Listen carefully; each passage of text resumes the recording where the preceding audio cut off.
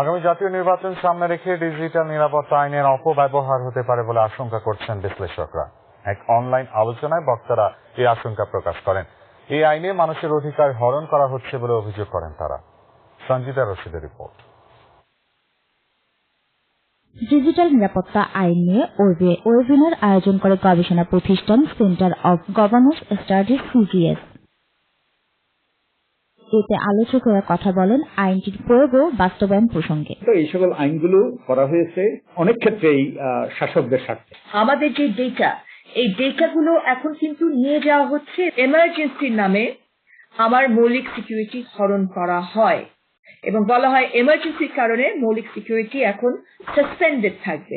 আমাদের যে সংগ্রাম, আমাদের যে চেষ্টা থাকবে।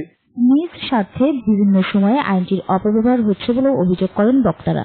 বাংলাদেশ সই করেছে, তার সঙ্গে এই আইনটির কোথায় কোথায় গরখেলাপ আছে সেটা আমরা বলেছি। মানুষের কথা বলা, আন্দোলন করা, এগুলোকে দমন করার জন্য এটাকে এই আইনের মধ্যে বিভিন্ন ধারা সংযোজন করেছে। তো সেই সংবিধানকে এই পর্যন্ত বহুবার চেঞ্জ করতে হয়েছে। অন্যায় না করেও শুধু অভিযোগের ভিত্তিতে কেউ যেন এই আইন দ্বারা ভোগান্তির শিকার না হন সে বিষয়ে নজরদারির পরামর্শ দেন আলোচকেরা। সঞ্জিতা রশিদ, মাই টিভি, ঢাকা।